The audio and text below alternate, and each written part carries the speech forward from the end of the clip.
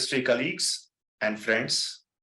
Welcome to another new episode of the Quest for Excellence series, Season 2, brought to you by Intellectus Consulting. The Quest for Excellence series is an endeavor by our organization in a very humble way to not only raise, but also protect the standards of marketing excellence in our pharmaceutical industry. We have identified 5 broad themes for pursuing excellence in our industry, and these themes are essentially around brand building excellence, marketing excellence, commercial excellence, leadership excellence, and strategy excellence. In this endeavor, we have been interviewing business leaders from different organizations who have distinguished themselves in one or either of these 5 domains. And they have been very gracious enough to come onto our platform and share their lives' learnings for the audience. They have shared in a very open and candid manner as to what it takes to achieve the highest standards of excellence in any of their chosen domains. Friends, today I have the pleasure of introducing one more industry business leader to you for this conversation. I have known this gentleman for about 6 years now. My guest for today is Mr. Raju Komaravolu, who is the Senior Director and Cluster Head for one of India's finest pharmaceutical companies, Dr. Reddy's Laboratories Limited, based out of Hyderabad. Raju is an engineer from NIT Warangal, and he obtained his graduation in electronics. And he is also an MBA from IIM-A. He started his career in the consumer goods industry, working first with ITC Agrotech Limited in the manufacturing operations, and then moving to the main organization ITC Limited. And he spent a good 10 years with ITC, handling manufacturing operations and solving problems. After spending a decade in the consumer goods industry, Raju then moved into the consulting industry, where he worked with McKinsey as an engagement manager for almost 4.5 years. He was working with clients in the cement industry, pharma, and automobiles industries. After a very successful stint of transformative projects delivery with McKinsey, Raju then decided to pursue his career in the pharmaceutical industry. And it is around 2012 that he decided to join DRL in Hyderabad.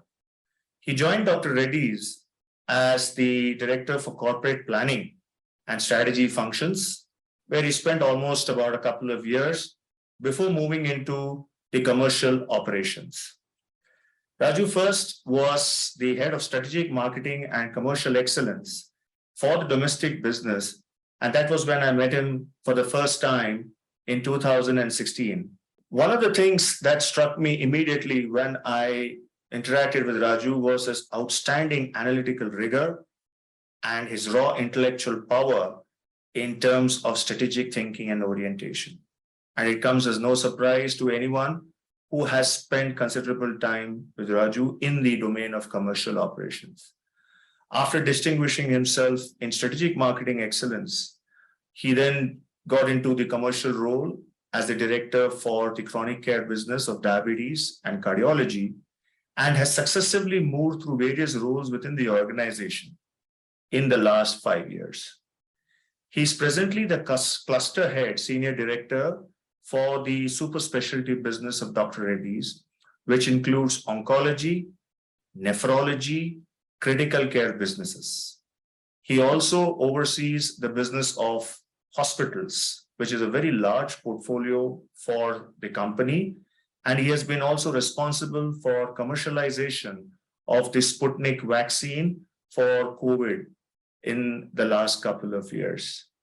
Raju is a very distinguished gentleman with a very rich background in not only consumer goods, but also consulting and now pharmaceutical commercial operations.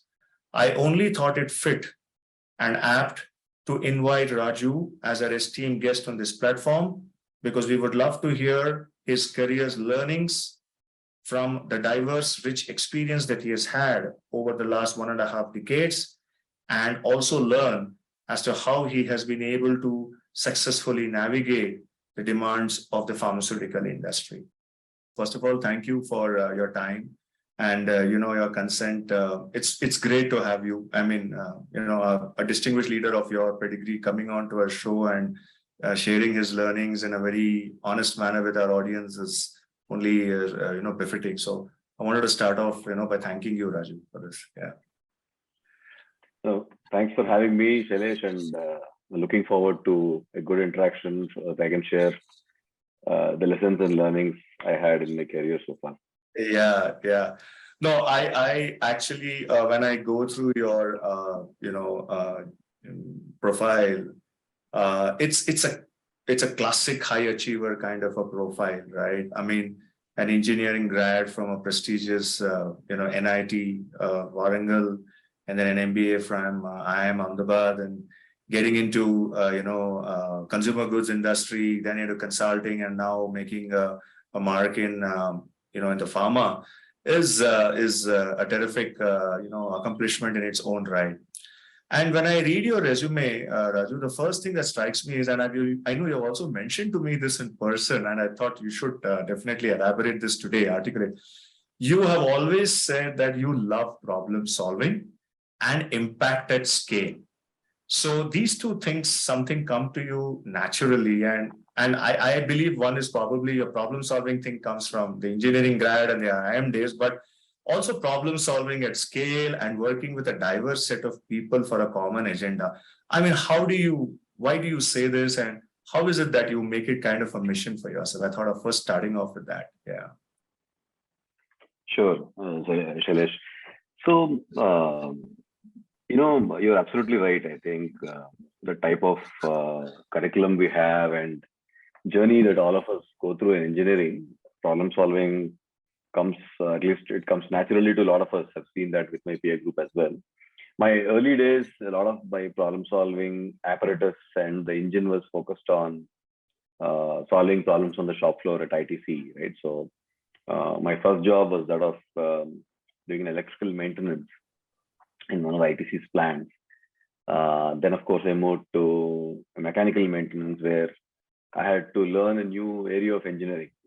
That's what real world does to you, right? Because I thought I was an electrical engineering grad, but then it moved to mechanical engineering, then chemical engineering, mass transfer, heat transfer, thermodynamics. These are subjects which we don't do in electrical engineering.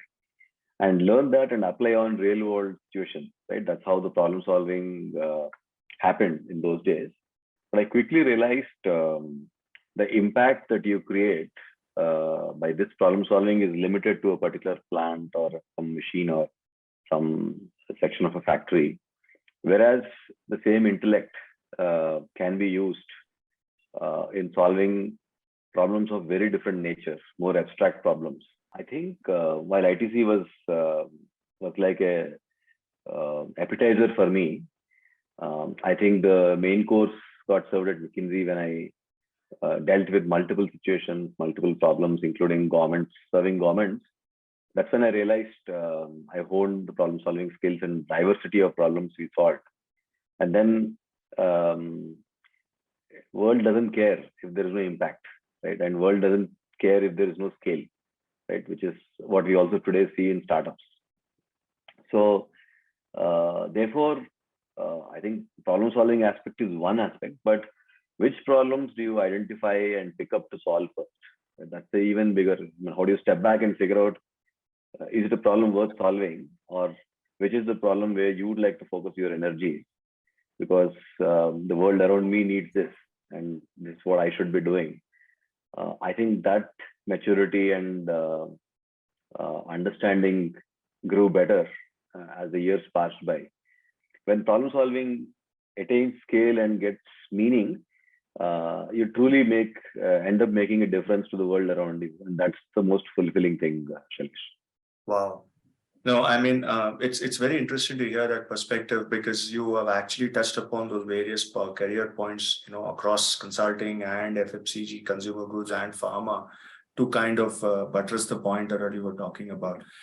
I was keen to ask a question on your ITC initial days, right? I mean, you would have probably been a raw youngster, right? And you would have been fully beaming with enthusiasm, energy, ideas, and then you get you walk in straight into a unionized people at the manufacturing plant. So how did you balk at it? Were you overwhelmed? Because it's the same thing like when I turned the clock back 25 years ago as a brand executive, the first time I walked into a Kerala and I knew it was an FMRA union meeting. I mean, the scale might be different, but how did you react and how did you actually overcome this? What was your initial reaction? I just thought of asking.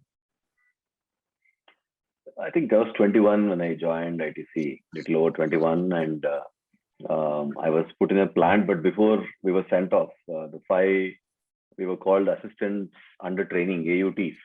The jargon, I think, that acronym still goes in ITC. This was in '96, and the first week we spent with our executive director of then Foods business, Mr. Anupam Das. I can't forget that discussion. We spent a lot of time moving around the functions, did the markets, sat on the trading table, spent time with purchasing, finance, and then finally we got to the plant. And before we went to the plant, he chose to spend a week with us in head office. And I still remember he said, the plant is where it is, but you are going to be the nucleus of change. There'll be a lot of things that would not be done the way we would like those things to be done, but we want you to be the epicenter for all of this, right? How you want to drive the change. I didn't fully understand the import of what he meant, but those words struck a deep chord, right? So I think as we went there, of course, as you said, there was union and there was so much to be done, and we were so raw. I was so raw. I think I had at least a lot of energy and enthusiasm, but also I would say a little bit of false confidence, maybe a little bit of cockiness, I would say, because the other people were not probably as privileged to be landing in a hot job like this. They spent 10, 15 years and still going to report to me in my first job itself, right? That was how it was. So there was a sense of, I can fix this because I have understood the technicality of this. Was my first failure, and how I sort of fell down and learned from it were the first lessons, right? So knowing the technical answer is one thing, but how do you make the change happen in real world? That, of course, the engineering school did not prepare us, right? The other context was quite a heavy dose for me those days, right? So 5 years just passed in a jiffy. I didn't realize how fast they went by, but every day it was so much learning. And Mr. Anupam Das used to implore us to maintain a learning journal, and we are required to send every week by snail mail those days one area of learning and one area where I created impact. And he said, if you did not learn something, please feel free to leave a blank for that week. And there were weeks where I had blanks, and that in turn put pressure back on me that I'm not learning in last 3 weeks, or I'm not added value in last 3 weeks.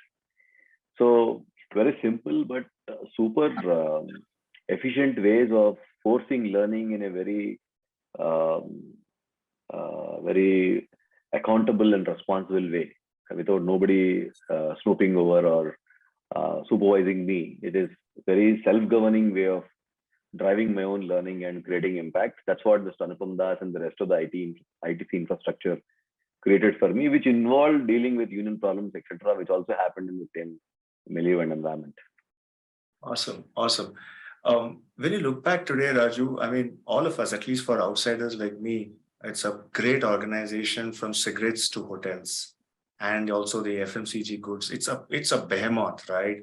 And it has demonstrated to us in India how you can build even from cigarettes business to hotels. What's the DNA of ITC if you were to summarize, Raju? If you look back, and what is the DNA if you can just summarize? Because it's a very admired company, like say the Hindustan Liver Limited and etc. Right, in the same period. Yeah, I just thought of asking. Absolutely. So I say I have lots of friends at ITC who grew up with me. Some of them CEOs of businesses there. When we meet up, we sort of reflect about what makes ITC stand out. And I say this after serving about 13 companies in McKinsey as my clients. So I have a reasonable view of the Indian corporate and the type of talent, decision making, leadership in India and corporates. I clearly see. I think ITC is definitely among the top 3 companies. No question about it. I would, alongside Unilever. What makes it special, Shailesh, is ITC as a culture develops abilities for eye for details. I remember those days we used to go to campuses, the top 5 IITs and 2 NITs for engineering grads. And one of the things we would look out is eye for detail. So when we see a student who's intellectually lazy or he's hesitant to roll up the sleeves in a conversation or in problem solving, we would not pick up such a person. Right? It was such an emphasis on, even in appraisal discussions, in talent boards, etc. Somebody would not progress if anybody provides evidence that this person hasn't demonstrated enough eye for detail. So eye for detail clearly stands out as one of the key organizational core competence, I would say, at ITC. The second piece is ability to empower people with responsibility. I have not seen or heard of any organization that recruits young graduates from IITs, NITs, and IIMs and empowers them with direct people responsibility. I was one. It continues to date, as I understand. So we were given shop floor responsibilities to lead. I was leading a team of initially 10, 15 people. Within a span of 5 years, it grew to 1,000 people. So I was leading a 1,000 people shop floor in my 5th year of work experience. It's phenomenal, right? So I was 25, 26, and you're in charge of a plant. And by the time I was 30, I was like a plant head at ITC. So, and this happens with most people. And what I've seen is we all have tremendous ability to learn. And I think such empowerment is rarely seen in Indian industry or Indian companies. So that is the second thing which stands out for ITC. It of course comes with a lot of responsibility, etc. But people are really groomed for success. They set them up for success, and so on. So these 2 things, I would say, Shailesh, are real standout for me. Both eye for detail as well as extreme empowerment of people along with responsibility makes ITC such a special place. Phenomenal, Raju. I think those 2 points struck home big time. Yeah, I mean, I always used to wonder what is it, and now thanks for clarifying that. I want to move our discussion to the next phase of your career, where from a very successful stint at ITC, you then decide to join McKinsey, as a consultant, and again with your core mission of impacting change at scale. So my question is, what prompts you to change industry? Was it just a career progression, or was it also the fact that you really now got an opportunity to work for the world's premier #1 consulting company and achieve what you want, is solve problems, business problems, client problems at scale and impact them? What was that the reason, or what was it like? So I just thought of asking. Yeah. No, thanks for that question. Shailesh, actually what happened is, as I moved to head office at Calcutta, Virginia House, ITC. And I was working there, and I realized my aperture is pretty narrow, in a sense that I only knew manufacturing or purchasing, supply chain. That was my domain in ITC in the 10 years that I worked there. And I realized experientially there is a lot more to running an organization beyond manufacturing. So therefore, it is important for me to broaden my aperture or perspective. Also, I think I've seen some of my colleagues who went back to school joining banks and consulting companies created a lot more impact for the world and for themselves. So I thought it should be a right time for me to, a little late actually at that time, but I was 32 and I decided to take a sabbatical, a mid-career break, and went back to school for an MBA. And post school, I was more or less certain I wanted to join back ITC because I've seen a little bit of the opportunities at Ahmedabad, and I felt I was so much in love with ITC. Right, I really liked that company, and I wasn't looking out. Serendipitously, McKinsey is the only company I applied for, and I got through.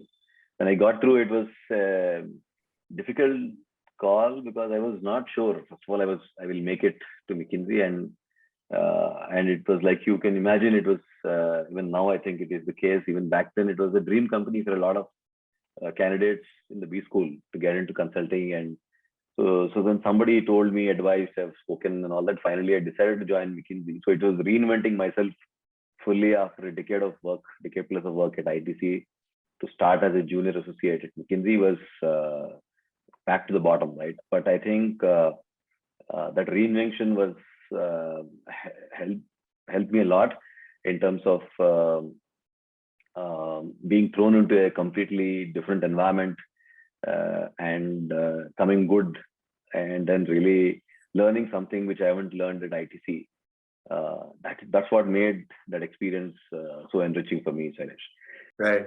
And if you could tell us what were your top learnings of that high pressure consulting role, which you did for about almost 4.5 years. Everybody reads books on the McKinsey way, insider's view of McKinsey, but it is nothing better to hear from an ex-McKinsey guy as to what life is and the learning straight on, Yeah.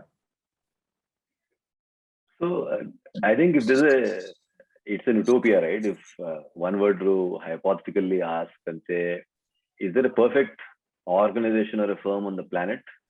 Probably there isn't, but if there's something that's close to it, it would be McKinsey, right? So it's a surreal world where people go to extreme lengths to support and collaborate each other internally, and people die for problem solving. It's a very crazy place, right? So in that sense, problem solving and collaboration, you don't see that in the real world. That's the flip side. So people who tend to overspend time at McKinsey, sometimes I see that they're shocked when they come out of McKinsey and look at real world because that's not how it works.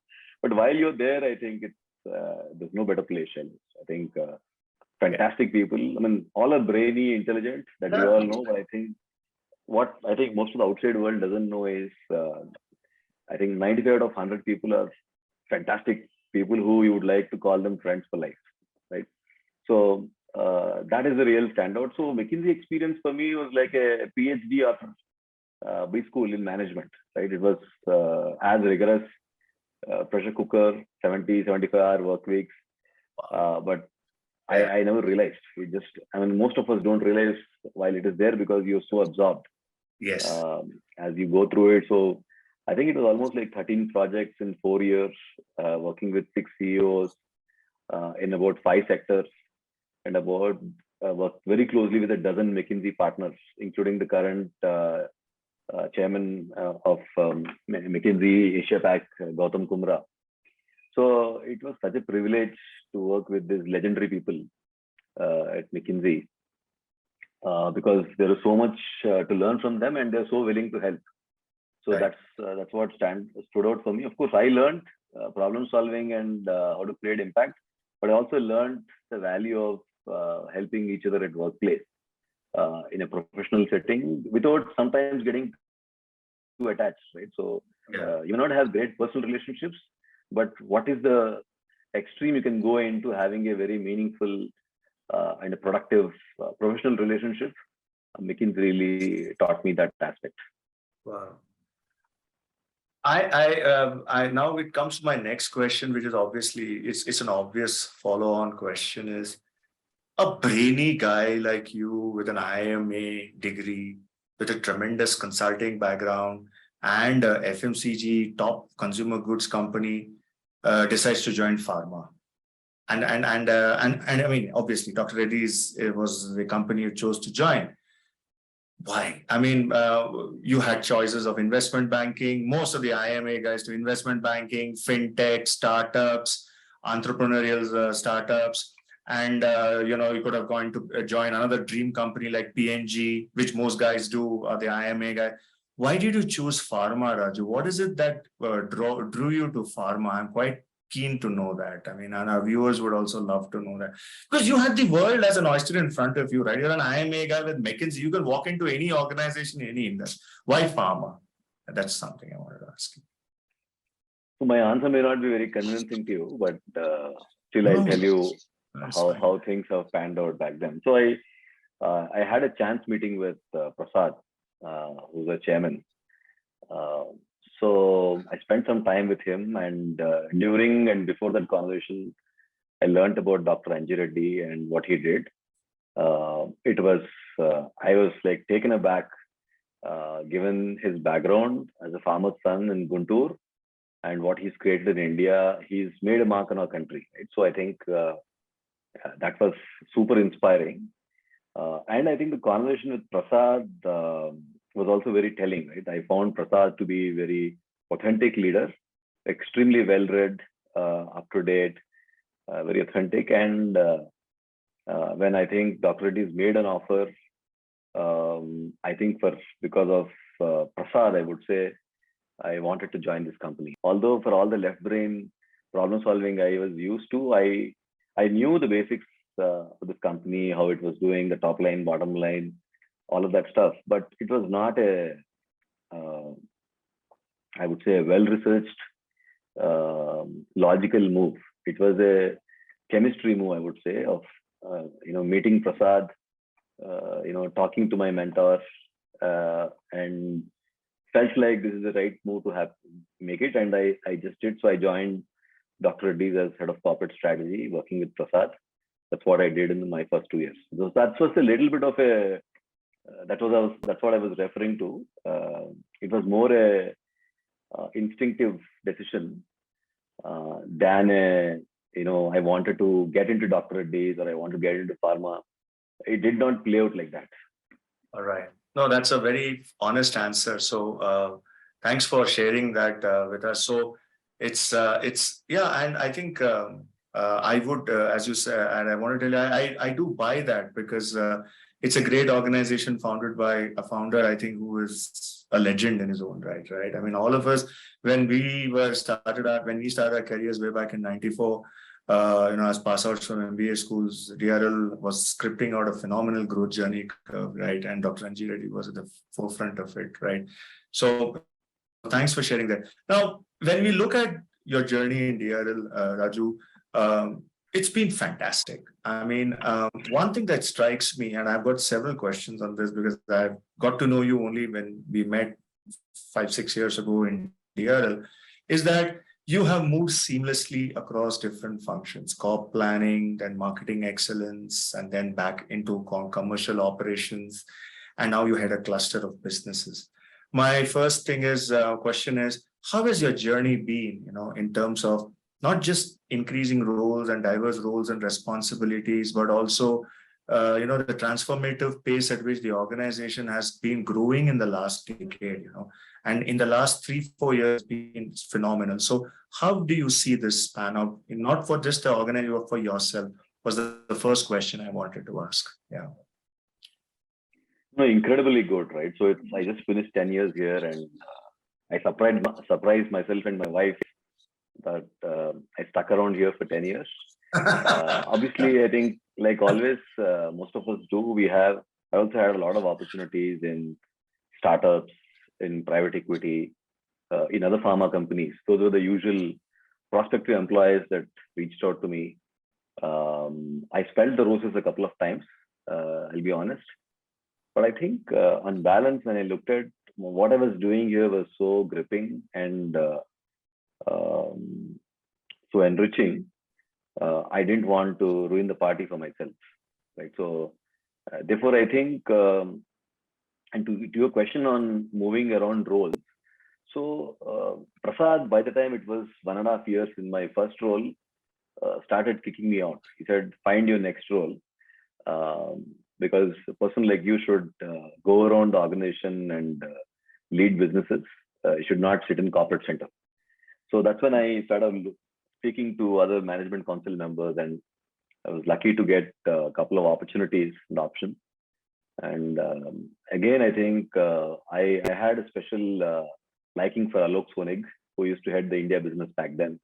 Alok Sonig is an ex-BMS person. So, and I came to India business because Alok was at the helm, and we just had a good chemistry. And he put me in a role which we used to call head of strategic marketing. My predecessor was a guy called Shankar Das, who's now the founder CEO of Curatio. So I went and asked Alok, are you sure you want to do this? Because Shankar Das is a legend in the pharma industry. Those are big shoes to fill. So, and what I heard from Alok was a bit of an ITC deja vu, right? He said, you don't worry, right? I know you will bring a very different flavor and different type of value you'll add. I'm confident you will do. I was not very confident about myself because I of course was part of the McKinsey sales and marketing practice, but nothing like heading marketing. I've not done that in my life, right? So in some ways I was pushed into that role of setting up that whole thing. And so that was also the time, Shailesh, I first met you. We did the triple B, big building big brands workshop back then, I remember. So yeah, I think in hindsight, it helped me a lot that Alok pushed me into that role, and it was definitely a zone of discomfort for me. If you're committed to learn and create impact, no matter what is the insult or what is the barrier, eventually the world would come around and accept because they see the sense of purity, sense of purpose, and commitment to create impact. So we deployed the famous strategy deployment process of Danaher, which became the method for executing strategic projects.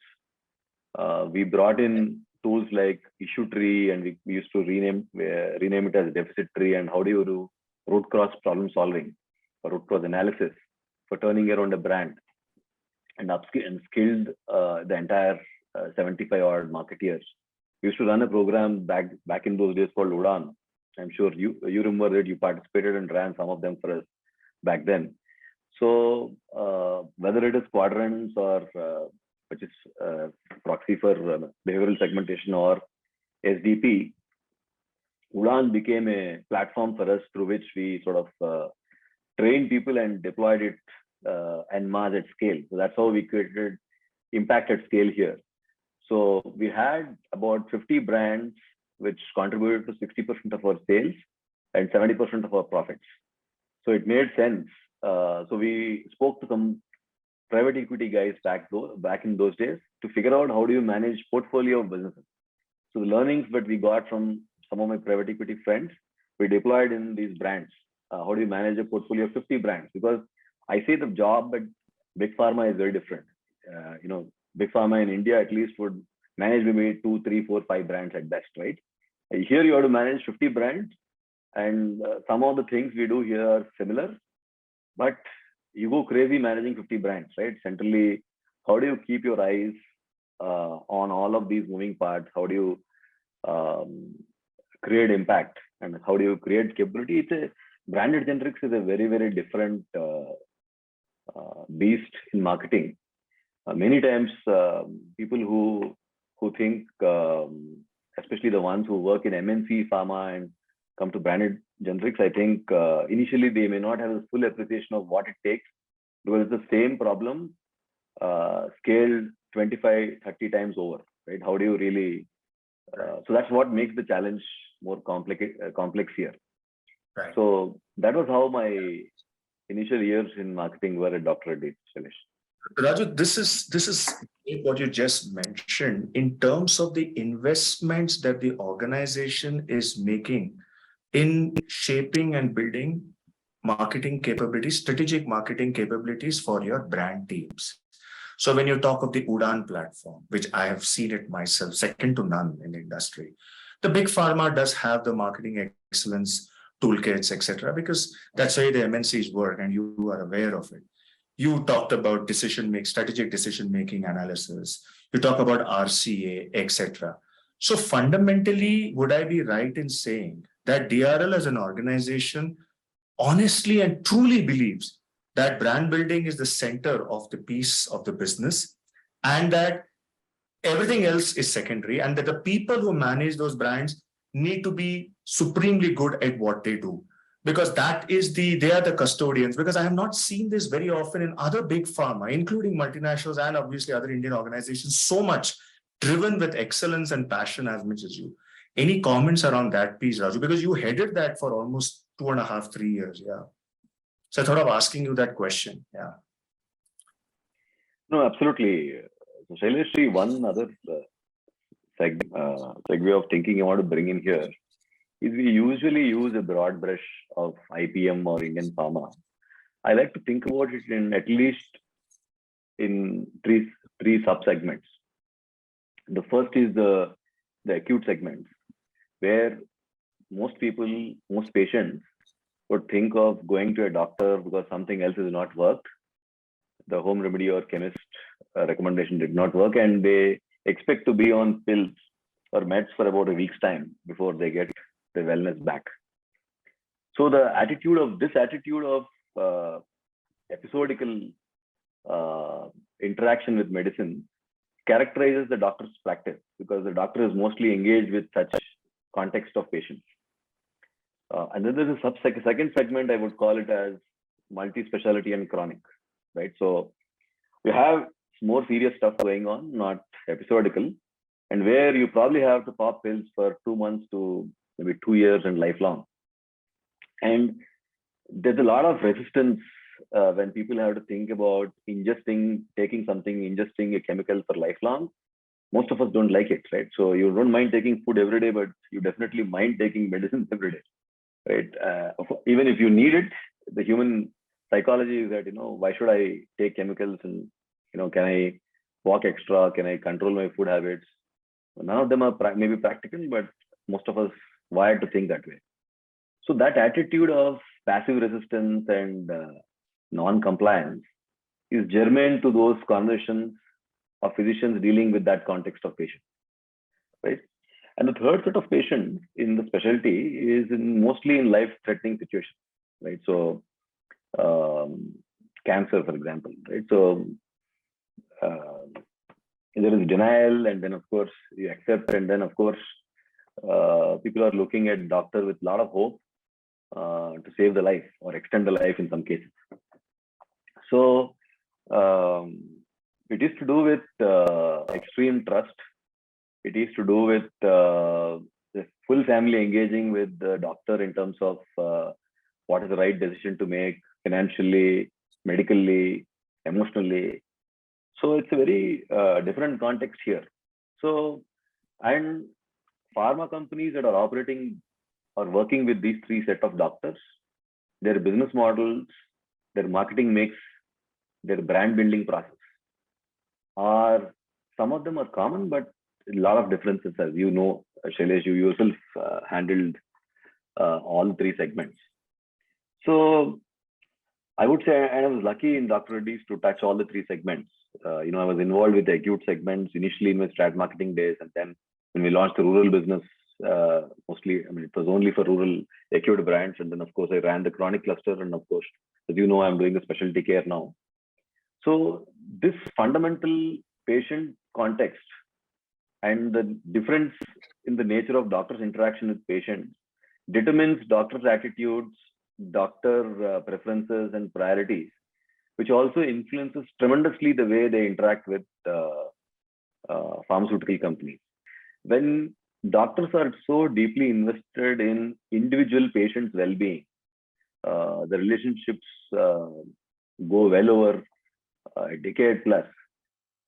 It's not just a financial thing for them. They're emotionally attached with individual patients, and therefore they want to make sure they work with companies that can support their patient. And I think while there could be, none of us should be naive to believe this is the only reason. There are many other reasons, but those things apart, the fundamental patient-doctor equation we should never forget. And in the case of specialty, that is something that I have experientially learned, which I think is so important to respect and keep that in mind when we make decisions.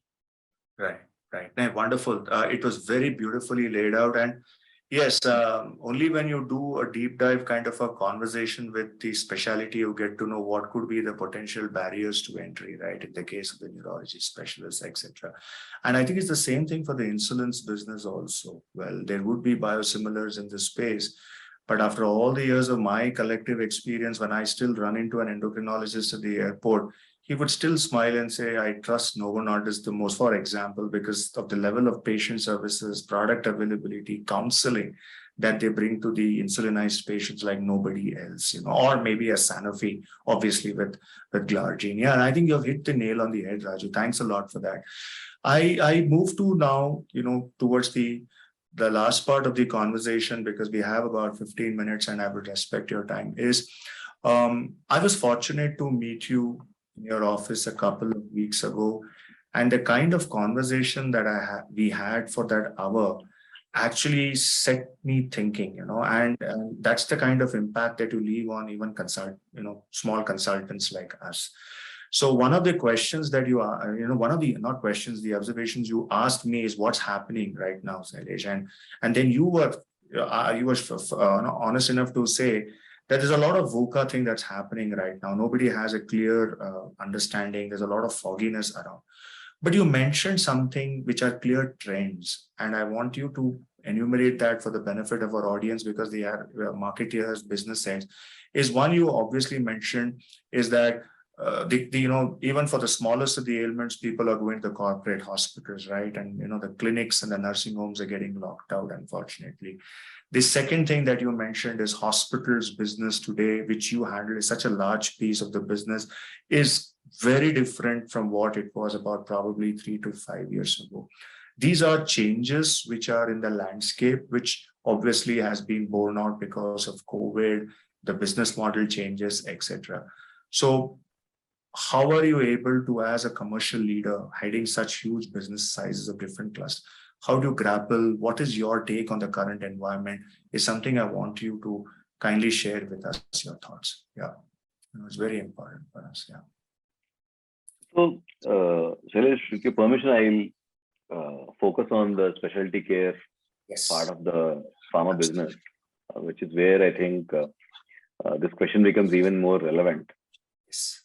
So, in specialty, product differentiation obviously is the key. There's no two ways about it. But how we manage key accounts and how we manage doctor relationships also assume a lot of importance, right? So, for example, the pace at which the purchasing power is shifting from physicians to doctors, physicians to hospital formulary or hospital management, is something which some of us in the pharma might have underestimated. We knew it's coming, but it's moved a lot faster than anybody assumed here. So we have companies today who are only focused on purchasing guys, the formulary model, who are in specialty, who meet doctors, but that's not their mainstay. They don't spend a lot of money there. They spend all their money in terms of creating value for the hospitals, right? In terms of product discounts and other services. So this is the one extreme end of business model. Some of these companies, some newer companies in pharma, I would say, are trying this model, and I think a few of them meeting with good success. And then there is the MNC types, especially if you look at oncology, the MNCs who have extreme product differentiation because of NCs or NBs. And there, of course, the product is the king, right? So the patient needs it, patient needs, even if 5% of the patients, eligible patients get it, it's still a lot of value. Brands are like 200-300 crores. So those products don't have, that model is completely physician driven, patient access, government access, etc. So it's these are too easy to explain models. I'm not necessarily saying easy to execute, but easy to articulate. I think the in-between are the players who do both, a bit of both, depending upon what is the product we are speaking about, right? So you look at physician-based models, you also look at hospital-based models, and the third piece is you want to be very patient-centric. Some of us run very good and differentiated PAPs, patient access programs. So where do you want to put your resources? So that's the key question that we ask in this setup, for example. So I think the answer lies in the detail. It's not a broad brush.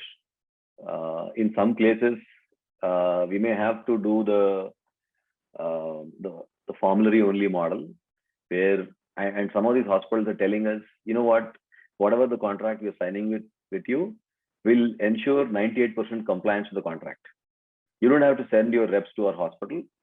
You can save those resources. You can send them to other places. We will ensure, and if there are CMEs, etc., we'll tell you upfront what are the sponsorship support we need. If you agree, we could take that. But otherwise, don't waste your reps' time here. So this is a shock to me, right? So this is how some of the disruption is happening in the specialty care and hospital, in some of the hospitals. I'm not saying this is a whole lot of majority, but at least a few hospitals have done this already. Hospital chain, one of the big hospital chain does this. And then, of course, there is other extreme where physicians run the hospital, and pharma companies have access and work with the physicians to create medical education programs, preceptorship, all of that stuff. The pharma model runs, and that also is there. So as P&L heads today or marketeers, our challenge is to figure out how do you make these decisions dynamically.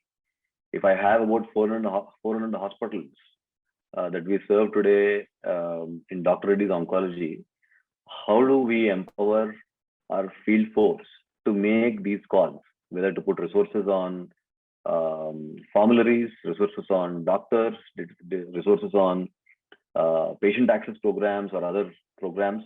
Where do you put, and how do you make this, first of all, to figure out how to make this choice, how to enable the front line to make this choice, and B, how do you keep the choice making dynamic? A hospital that you have committed in a certain way, maybe is also evolving and changing its model. So would you recognize that and shift your resources appropriately? Because at the end of the day, whatever you do, you want to gain maximum market share with as fewer resources as possible. So to understand the diversity of the hospital model and to dynamically allocate resources is one of the key challenges today specialty care pharma companies face. And the sooner we get better at it, the more successful we would be, in my opinion. Wow. So do these issues keep you awake at night? And nothing keeps me awake at night. I have a good sleep usually. But the jokes apart, I think the biggest problem that we are dealing today is, especially in specialty, would be the margin erosion on some of our bellwethers and flagship products. So we, at least in oncology, the industry sees about 10% plus price erosion every year, where rest of the industry has 5%, 4 to 6% price increases. We are less fortunate in oncology, especially where we see price drops of 10%. It pretty much behaves like the US market.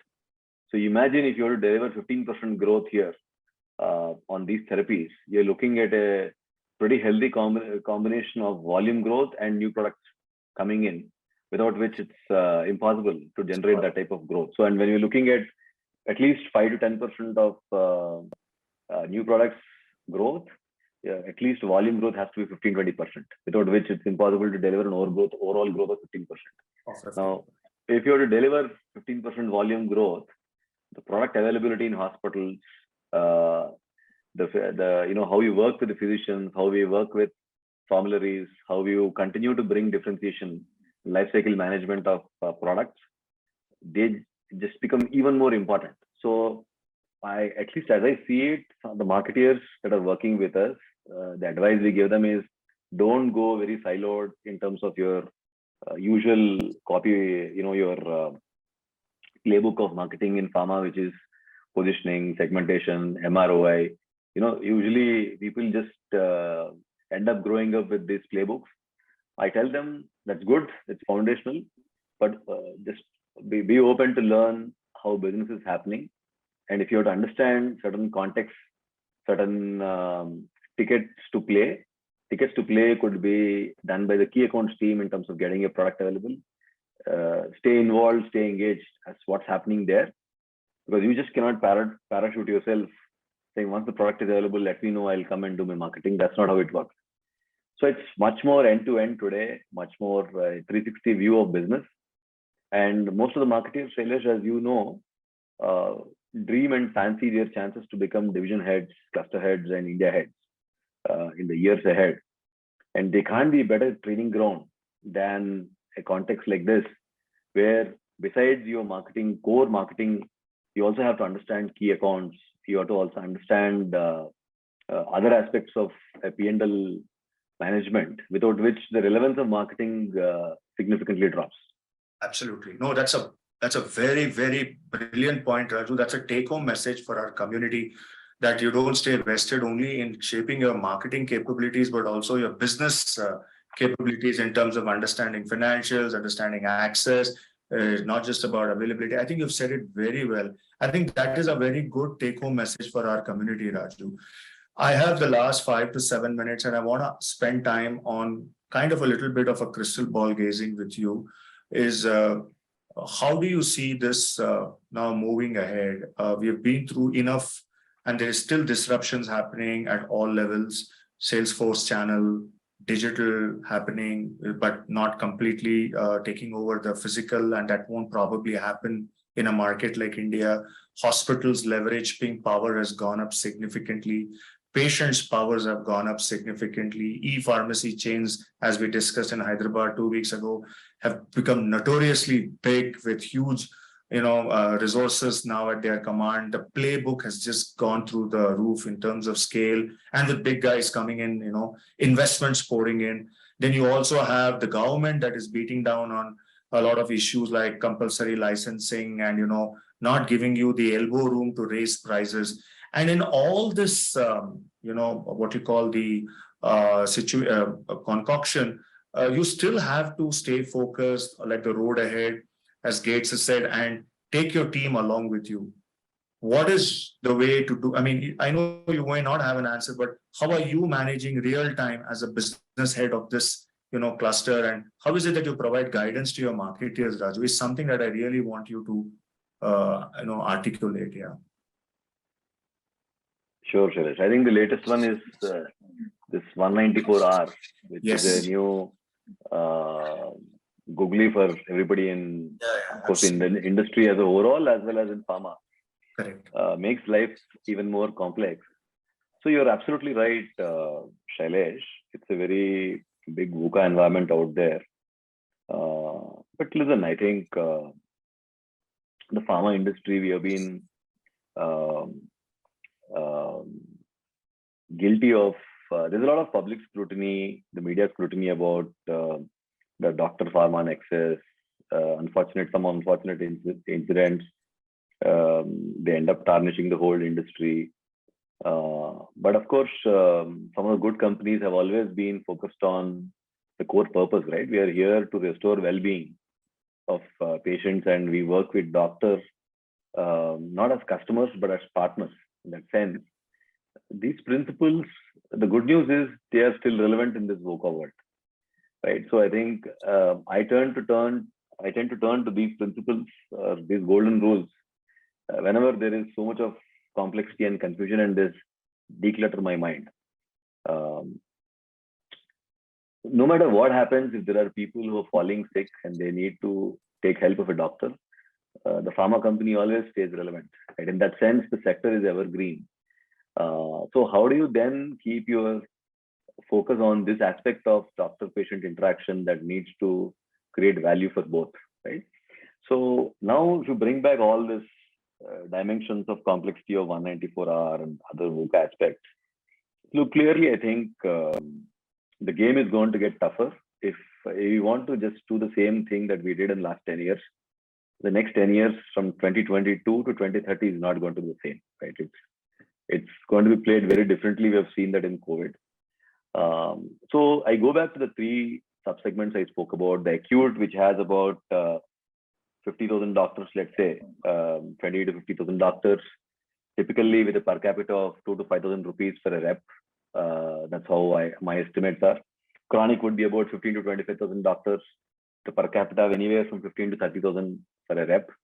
And specialty could be about 2,000 to 5,000 doctors, depending on which specialty you're looking at. With a rep looking at about 50,000 to almost 20 lakhs. Depends on what you're talking about. So the nature of interaction, the intensity, the selling process is very different.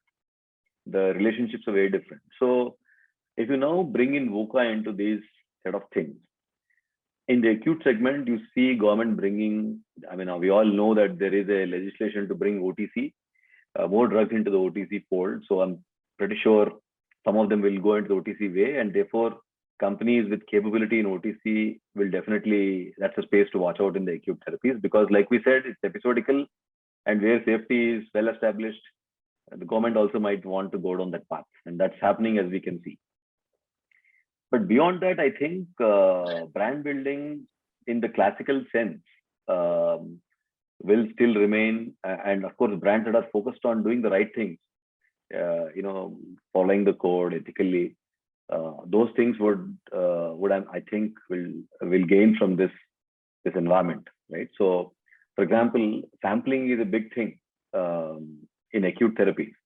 Now with 194R, all pharma companies are forced to think about how they want to deal with sampling, right? Some of it might impact patients, some of it might impact wastage. We'll see how it goes, but definitely we have to rethink about that.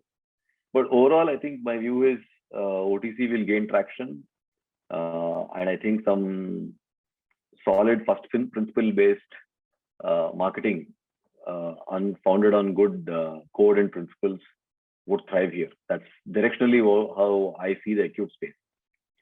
I think the chronic space, multi-specialty, which has, this is the space to watch out, because the highest amount of growth is sitting here with a sizable base, right? Between cardiovascular and diabetes, we are looking at a 35 to 40,000 crore market, which is huge, and growing in middle double-digit numbers. And the incumbents are strong here, meaning we spoke about the neurology example.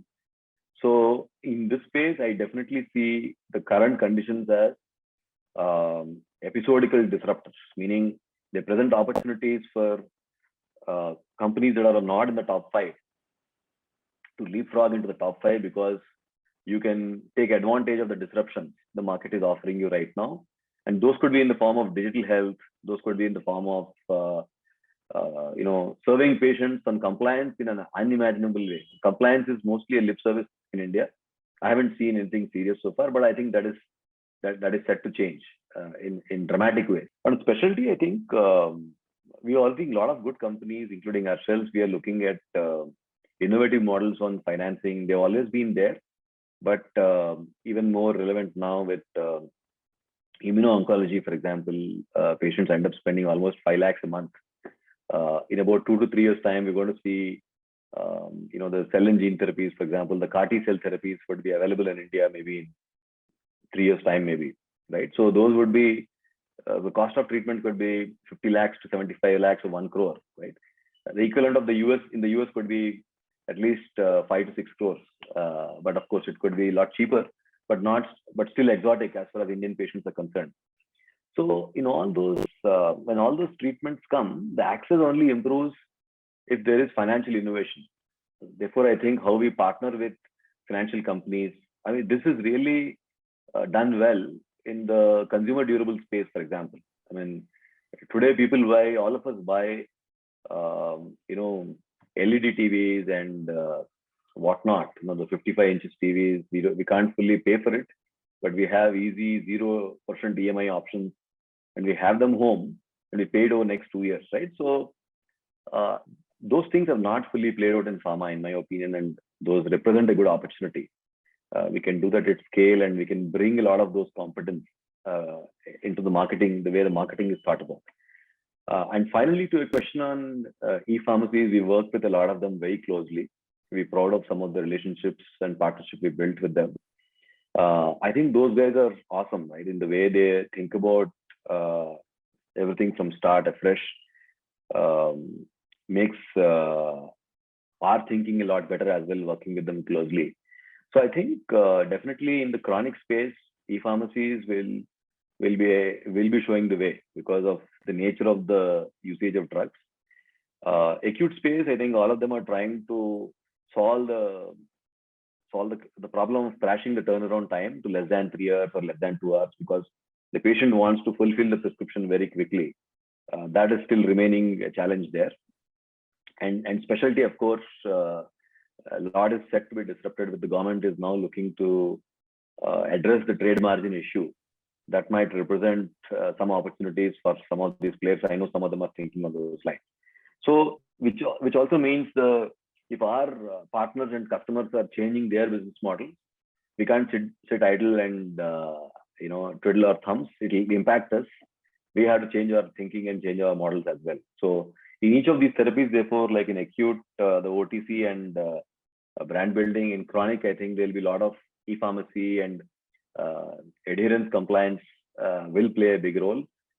I would definitely expect good marketers to spend time. And in specialty, I think how do you increase access in a disproportionate way by innovating on financial services? I mean, there would be other opportunities. These are definitely not the only ones. These are just illustrative. But exciting times ahead for, I would say, marketeers who want to learn and create impact. Raju, it's been phenomenal interacting with you. We've crossed the hour, but I just didn't want to stop it, because it's wonderful listening to you, and I wanted it to play out this way, and I'm really honestly happy that it has played out, because the level of understanding and the level of contribution that you've made has been simply very, very good and very heartening for our marketers community.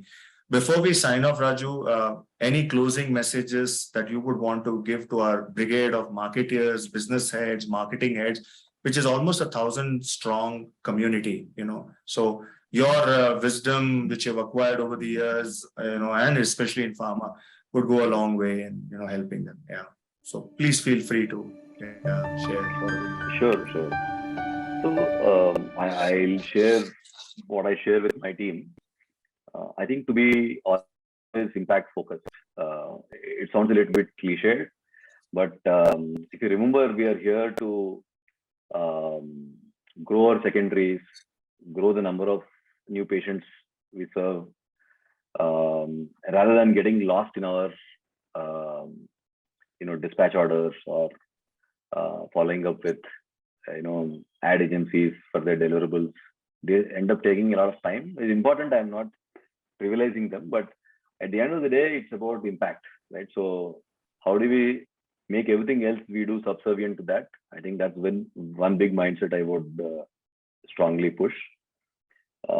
Second and third would be learning and learnability, right? So given the type of environment that we are moving through in the last 2 years, 3 years in pandemic itself, even a person who probably thought learning is, and the talk about learning is usually cliched, would accept now that everybody has to learn constantly on the go. That's what pandemic has taught us, right? So it will continue to remain that way. Look at, for example, how raw material price increases are impacting my throughputs. And that is fundamentally traced back to the Russia-Ukraine war, right? So we are not involved in the war like many countries, but still impacts our business. Right. It impacts your variable costs, therefore it impacts your EBITDA.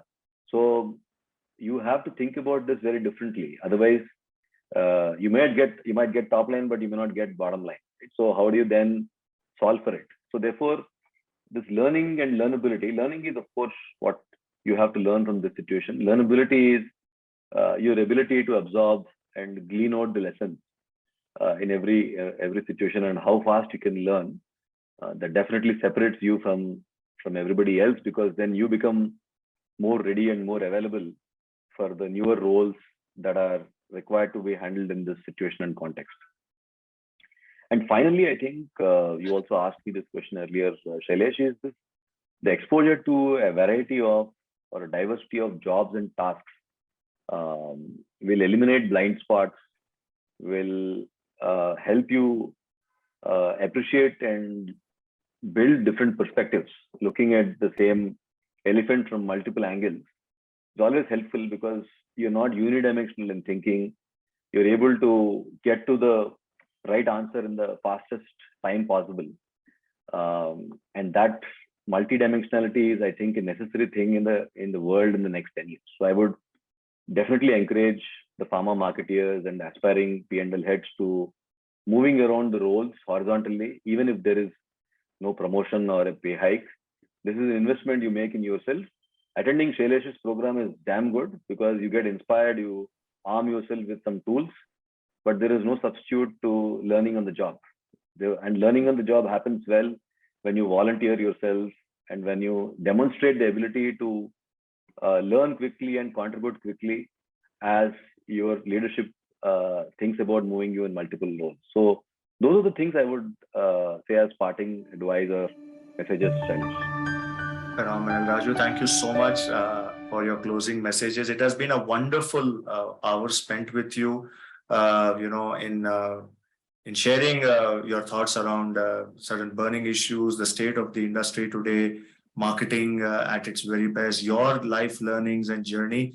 I sincerely thank you on behalf of not just my organization, but also our community for having, come on to our platform, which as I mentioned earlier, was long wanting you to come over as our esteemed guest, and it's really gratifying to have you today. So sincere thank you once again for coming over today and sharing your thoughts, Raju.